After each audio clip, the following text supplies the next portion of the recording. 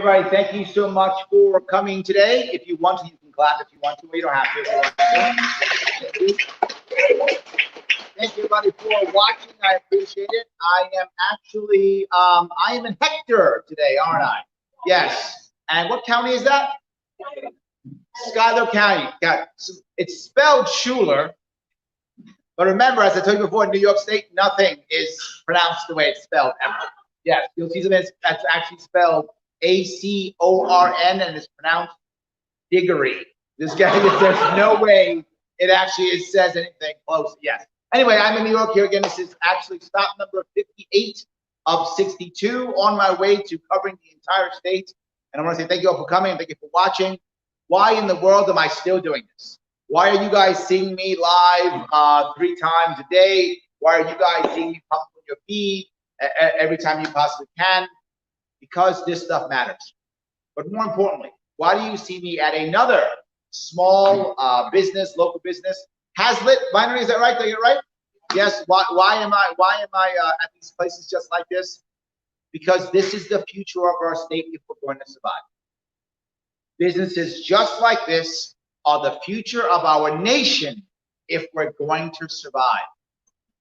What is happening, what happened with the COVID response more than anything, is it assisted again in big business winning and small business taking it on the chin. Again and again and again, this is always our answer. How do we fix this? You know what? Let's help big business out with more regulations and more rules, and let's punish small business.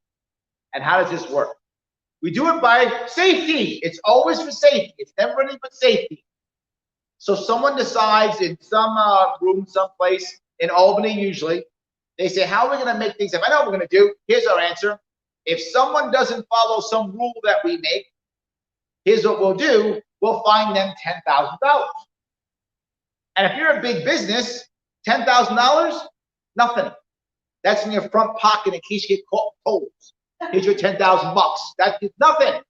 So you go, yay, you back that guy or gal. Go, yes. How about $15,000 for safety? Maybe $20 for the children. And all of a sudden now with $20,000 for the children, that's what it is because you care about kids. That'll work. So some big franchise, and here's how it actually works. If a franchise gets multiple of these, they then at the end of the year go together with all the money they have and then negotiate it down. That's what happens in New York City with our parking tickets. All these delivery companies, they literally get $1 million or more in parking tickets. They don't pay any of them. They then go to New York City at the end of the year. They'll get $1 million in parking tickets. We'll give you $200,000. Deal. Done. So even that they benefit from. But now the small business makes an error, makes a mistake. $10,000, $20,000. In this time, at best 50% capacity, that business is finished. You just put them under. The big business negotiates it away while the small business fails. I say, Larry, it sounds horrible, but it gets worse. There are multiple levels of this. There's more than one set of rules. There's rules the state comes up with, but then the county has rules too. Why? For safety. No, not for safety. Here's why they actually have county rules. Because the county sees the state taking money. And he goes, we want money. I'm not joking. The county gets upset and goes, you're sitting here robbing my people. I get to rob my people, not you. That's what the county does. So the county makes its own rules. And its rules will be different from the state rules. Why? So they can catch you, make a mistake, and get their $10,000. Well, then there are commissions and associations that happen in our county also, in our state also, like the SLA, right? The Liquor Authority. Well, they want money too, so they make their own rules too. Now you have to have 3 sets of rules to go by, and you can't do all 3 of them because they fight each other. So someone's getting your money. The question is not whether or not you get robbed, it's just who robs you. That's how we solve our problems in New York State. We figure out who's going to rob you so that they can pay for their problems and mistakes. The reward for their error is more money. And the big businesses don't get punished that way at all because they're able to negotiate. They're able to actually write the rules. That will just be a nuisance for them, but it'll put you out of business. You might say, but Larry, big business is the right way. That's going to help us tremendously. And in theory, there is absolutely a place for big business in an economy. Of course there is.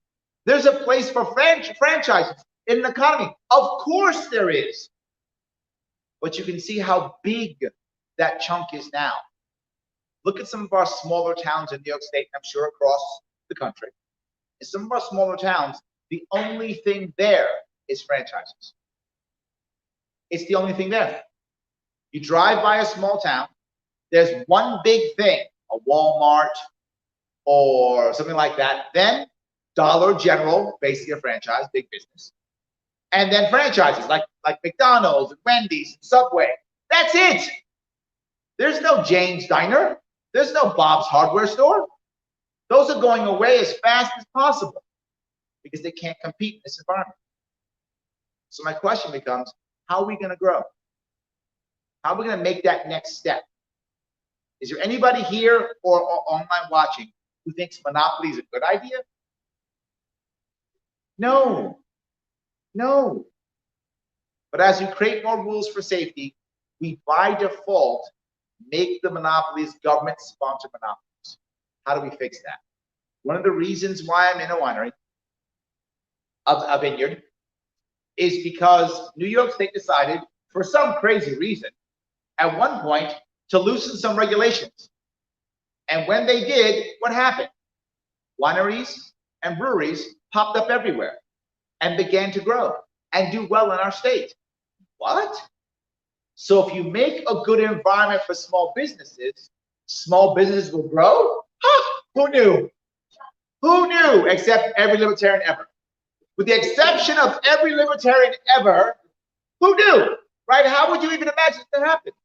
But here's the best part. When you have small businesses grow and become powerful, they begin to knock over the big monopolies. That's what happens. How do we know that? With the cable companies. Netflix, people coming in? Come on in, hold on. Just want to we locked somebody out by mistake. There we go. How you doing? All right. Sorry, we locked some people out. Apologize when people want to come in. So yes. So when you watch originally small companies like a Netflix come and be able to fight the big companies because you set an environment to make it work, and we can do it. We can do it again. One of the most important things I want to do in New York State, and I talk about this often, Wyoming has a farm bill. And in Wyoming, the farm bill says, if you agree that you will sell only locally and no place else outside of Wyoming, you are immune from all federal regulatory bodies. We should copy that here in New York for every business. We should make it right for farmers and every business. And we should treat every farm, winery, brewery, everything as if it is a small business. That's how we should treat them. For insurance purposes, for small business loan purposes, for hiring and firing purposes, for all purposes. Imagine if all of a sudden now you're a small business owner and you agree, I'm only going to sell locally. Now all the regulatory bodies and hoops that a big business has to jump through, you don't. It begins to even that playing field, doesn't it? Now it evens it out. But Larry, when I get big, I'm going to sell across the state, across state line. Great. You can prepare yourself for that and make that move when you're ready, if you're ready. Maybe you don't. If you're happy selling local, being more farm to table type, you like that, you're good with that. Good for you. Maybe you want both. No worries. You're a business, not a farm or a winery. You're a business.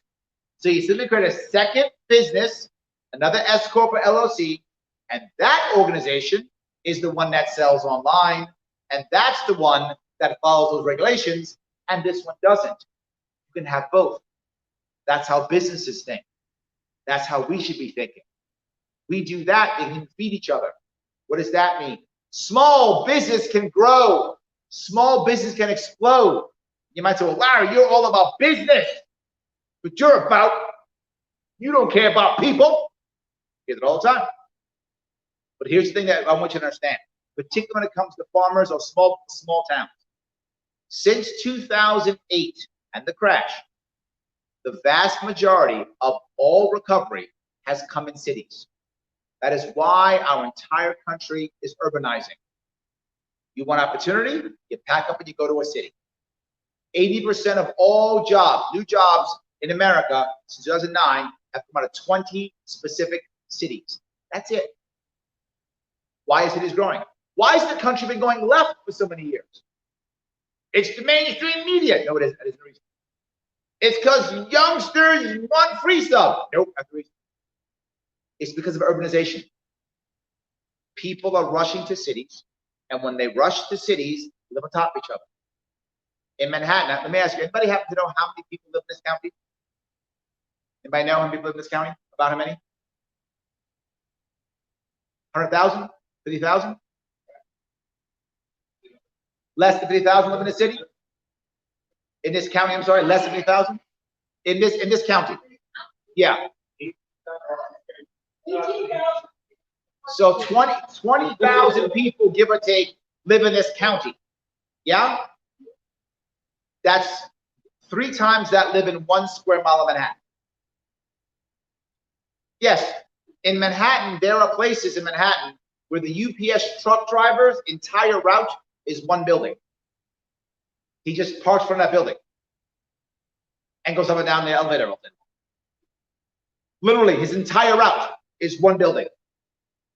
Now you live there all of a sudden. Not just that, someone in that building has been there 3 weeks.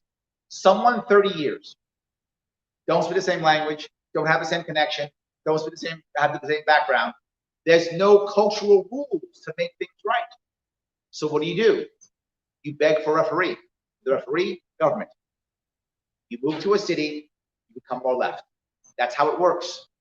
Some people, their heads are exploding. I know, it's how it works. That's been happening literally for a couple of decades now, heavily since the last decade. So now what do? Well, we could get people to move back out into rural areas and suburban areas. And by the way, that's happening right now because of the COVID response. Because of the COVID response, not because of COVID. Remember, all the damage done is not because of COVID. Don't get me wrong. COVID kills people. It's real.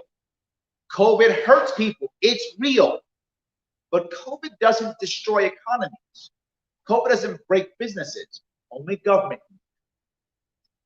The government response made this horrible response is what crushed everything. So don't please, let's not get confused. COVID didn't destroy your business. The government response did. COVID didn't make you lose your job. The government response did. COVID might have killed someone you love, and I hope if that's happened, I'm sorry. I know people who've lost people, so it might have done that. But it didn't destroy your business, and it didn't end your job. Only the government response did that. But as it's happening, people are leaving. People know what I do. I spend a lot of time working with people in the city, so I live in New York City. Many executives now. I used to be a trainer and a teacher, and I used to consult, all those things. But then in March, His Majesty King Andrew II, oh hail the King, he deemed that I was non-essential. And when he deemed that I was non-essential, I was unable to work the way I used to work. So I do most of my work had to be coaching. Most of the people I coach are wealthy people in New York City. Most are. Those people have more than 1 home, 2, 3, 4 homes. One is in New York City. One is either on Long Island, somewhere upstate New York, somewhere in the Jersey Shore, Florida, something like that. Most of them have left Manhattan. Why bother living there when it's a disaster and no one's working?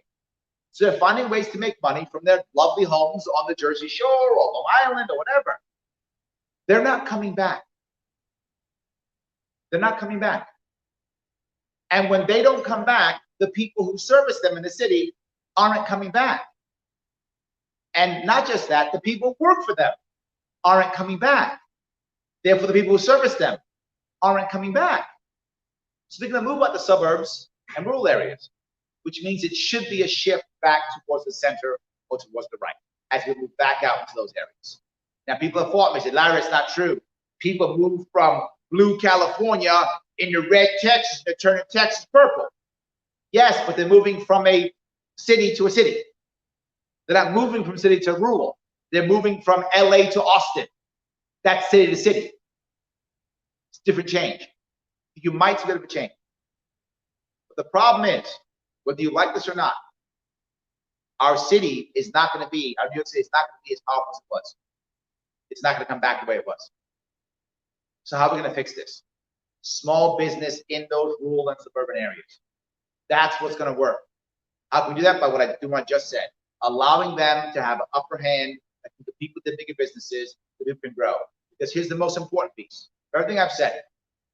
New York State has become so oppressive, it literally breaks up families. It literally breaks up families. My mom left New York State and retired to South Carolina before she died. And she left because she couldn't retire here. And my daughters lost their grandma. Every one of you here, and any New Yorkers who are watching, you all know someone who left. Every one of you does. There's no doubt that's true. I'm 100% sure of that, and I don't know everyone in this room. So I know that to be true, because that's how it works. And I bet at least 9 and 10 of you have actively thought of leaving. Yep, yes, have thought of leaving. And where you might go, what you might do, of course. That's embarrassing. That shouldn't be true of our state. It's a beautiful, amazing state that we all love. We just hate our government. We love the state, though. We just hate our government. It shouldn't be true. But if we support small businesses, it can change. When I ran for governor, I brought up the idea of that same bill, where any company would be immune from federal regulatory bodies so they could grow. But I also about the idea of bringing back cryptocurrency, allowing cryptocurrency to exist in our state, to allow people to do that kind of mining and interesting tech stuff that people enjoy. But I also talked about legalizing cannabis, regulate it like onions, so that small farmers could create their own craft grows and do things just like that. Right? What was one of my sayings? If you like your dealer, keep your dealer. Yes. You got a weed dealer, right? The states that have legalized weed right now, Colorado and California, they actually have a black market problem because they tax too much. They tax, I said like onions because they don't want high taxes. When you have high taxes, you still have a black market. True story. In California, there were Northern California growers who were growing illegally because there was so much of a black market. So legal growers got mad and went to the government and said, these guys, there's massive grows up there. They're fighting against us. So the California government, in its wisdom, said, we should lower the taxes to make everything fair. No, I'm kidding. That's not happening. Not at all. Not even close. Not even close. The California government said, you know what we should do? We should send in men with guns to seize the land, and then, I'm not joking, hire a vendor to burn the crops. Yes. Yes, you remember. That's what actually happened. I'm not making that up. That actually happened. So we're going to spend taxpayer money to burn a black market crop that you could have sold and taxed. Yeah, absolutely. That was what California did.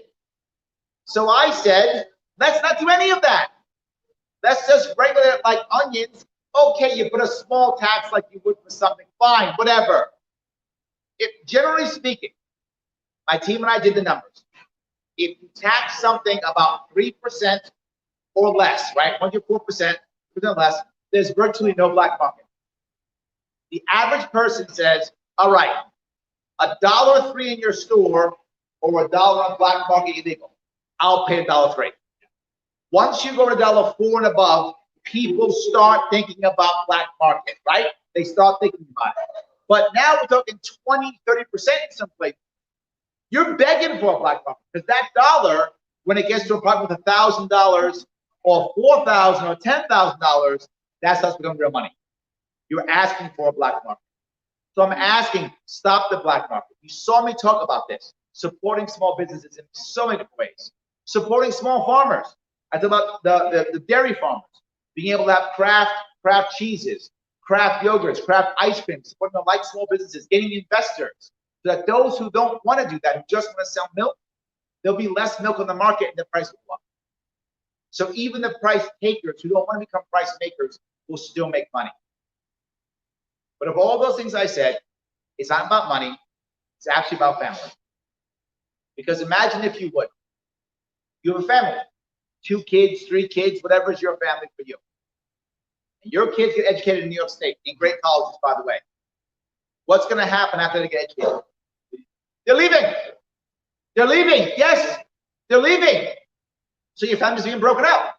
But imagine if instead you had a small business, or locally there was a small business that was growing in some way. Maybe a craft winery, maybe a craft brewery, maybe a craft grow, maybe craft yogurt or craft cheese, whatever the case may be. Now that person, your kid who gets education, has opportunity here in something cool. What if we have cryptocurrency here, cannabis here? They'd stay. You love that stuff. They can't get enough of it. They would stay and grow on their own. We actually would keep families together. Could you imagine if you were a senior and you could actually retire in New York State?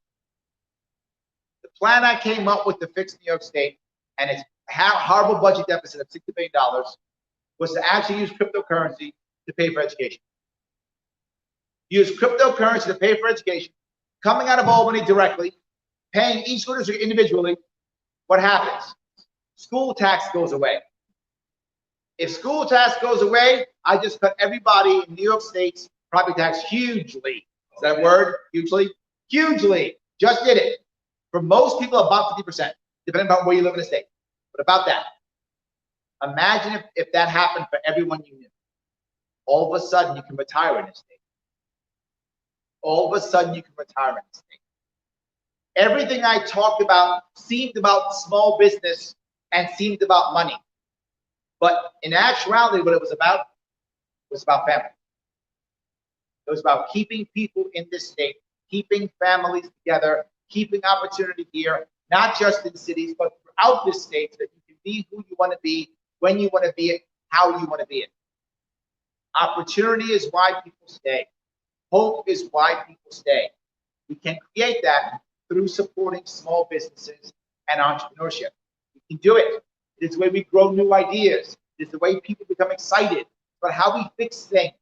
That's how we do it. And we can do it. And only the Libertarian Party is talking about that. Nobody else is. Republicans have no plan. Democrats have no plan. Not in this state. Their plan is hope the federal government bails us out until we can go bankrupt in 2023. That's not a plan. I said when I ran in 2018, if I won, you should judge me by one important metric, and that is that I stopped the bleeding. That people stop bleeding this state. If they did, I'm a good governor. If they didn't, I failed. That's simple. Everything I talked about, everything I still talk about, is about keeping people in New York State and getting people to want to come back. That's what I want. And who's talking about that? Only us. Every candidate that you hear in this state, they're talking about things that make the state better. Every libertarian candidate saying that. What's every red or blue candidate saying? Other guy bad. Other guy bad. That's their entire message. They can't talk like I can talk for 20 minutes on New York State. Never. All they can do is do other guy bad. That's all they can do. Yell about the other for 20 minutes, not even that, 5 minutes, they're done. But you guys have seen me talk. Oh, can I talk?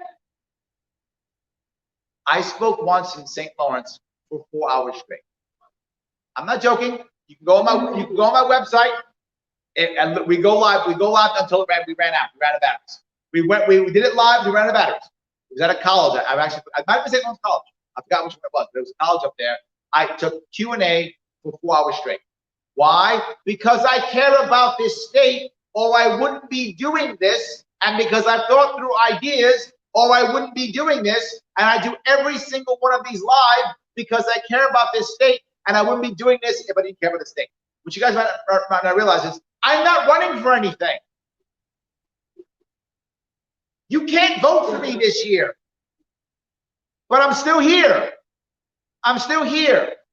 And I would ask everyone who didn't vote for me in 2018, where is their candidate now? How is their candidate helping? What new ideas does their candidate have?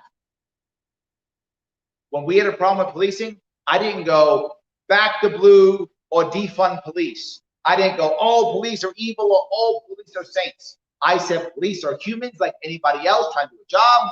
Let me give you a plan to make better policing that you can change depending on where you live. If you don't like your police force, let's change it. If you like it, keep your police force. How about that? I talked about that. We talked about, the Libertarian Party talked about that. No one else. No one else. So even as problems occur, we still have solutions. I'm bugging you so much because we have 3 weeks left in an election. And if you want to vote for me, you can in a kind of roundabout way. And that is by supporting every single Libertarian candidate on your ballot. Some of you have a lot of Libertarians on your ballot, but don't. Depends on where you are. But here's what I know. Everyone has Joe Jorgensen on the presidential ballot. You all have Joe Jorgensen on your ballot for president. You can vote for her. And some of you have down ticket ballots on Libertarians on your ballot. You can vote for them. Now I know what I'm going to hear, and I hear all the time. Larry, don't get it. I got to vote for my team because the other team's horrible.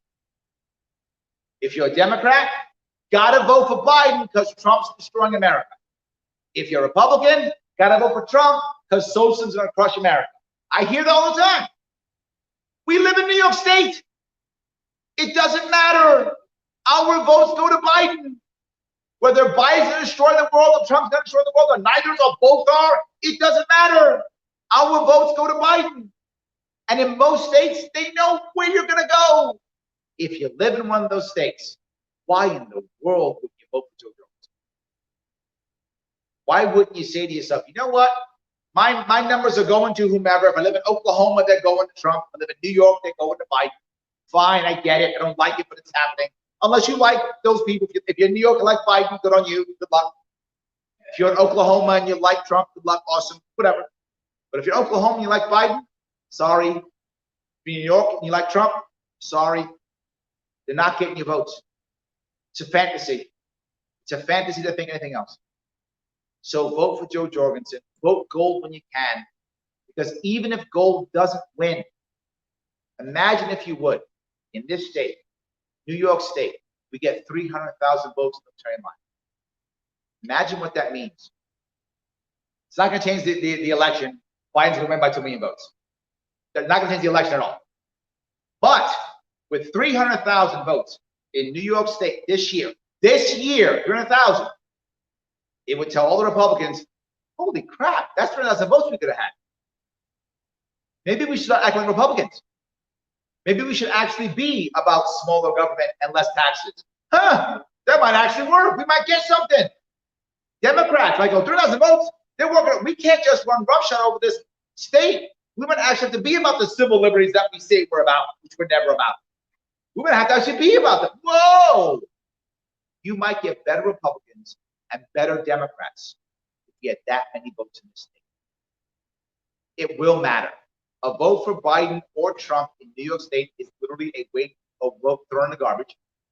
You then told the two big parties that your vote is not is their vote, not theirs. It's not yours. They own your vote. I want to ask you, how many times did Trump and Biden come up to this area and talk to you guys? Yeah, never. Not once. Never. Not once. Yeah, they don't. Why would they? They know the same thing I know. Biden gets to the state. The only place they came in New York was New York City to raise money from big donors. They did that because they always do, right? That they'll do. Then they leave and they ignore New York State. Why? They know what I know. Biden's getting the votes. And you keep voting red and blue, you're reinforcing that. You're reinforcing it. Vote gold and show them we matter. Make them come here and pay attention to us. It does matter. More important than all of that, for me personally, if we are to retain viability in this state, if we are to stay on the ballot in this state, we need 130,000 votes this year from the Libertarian line. You want your vote to make sense? You want your vote to matter? Keep us on the line the next 2 years. Vote Libertarian this year. You want to keep hearing guys like me talk about real issues, holding people's feet to the fire? Vote gold this year. That's what you're going to get. And I'll ask you again, why in the world would I be out here doing this? If I didn't think it could work. It can work. You have to help me. You can do this. Be bold, vote gold this year. Thank you.